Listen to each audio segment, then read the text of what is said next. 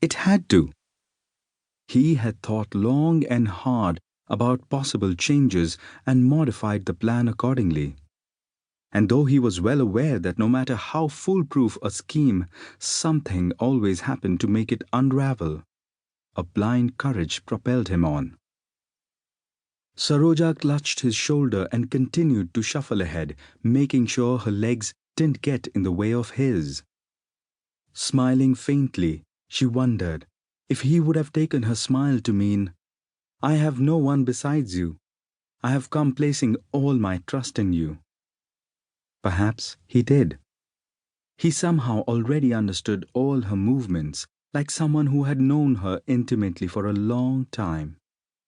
Her grip on his shoulder slowed him down and held him back, but he savored the pleasure of a warm grasp and kept walking. They were on the main road that led from Senkundrur to Orayur. To get to Kattupatti, they would have to walk another mile. He kept explaining the different routes and places to her. The chatter helped him keep his anxiety in check. Though she sensed that he was describing the village's layout and other things, her attention began to drift. She had exhausted herself thinking about what might have transpired in her town, and now her mind was muddled with questions about what could happen here. All night, her imagination had terrorized her with the thought that policemen would intercept them any minute and take her away from Kumaresan. Even now, she was seized by that fear, and she kept looking about warily.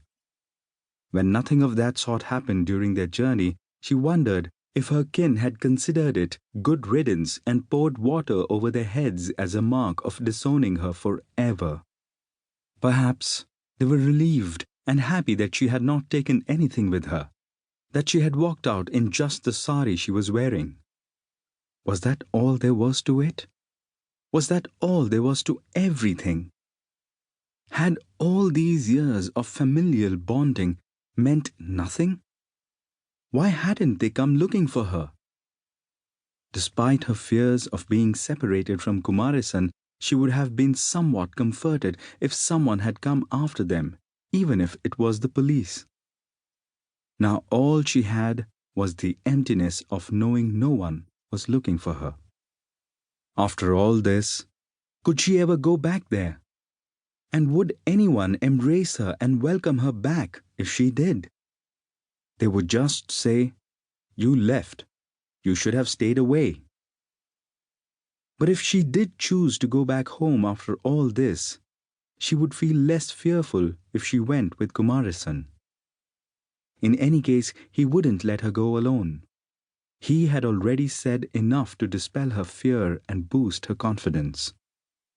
She held on to those heartfelt words he had uttered. "If you can trust that from now on I am everything for you, then come with me." Even if she came to lose everything else, as long as she had him, it was enough. "I am everything for you," he had said to her. When she repeated it to him several times like a chant, he had laughed. It was a laugh of approval. He had already explained to her that once they reached the village, he would do most of the talking, and that no matter what his mother or the others in the village asked her, she need speak only a word or two in response. He had repeated this to her several times, both when they left Tholur together on the bus with her head resting on his shoulder, and when they resumed their journey after they got married, to make sure she understood clearly.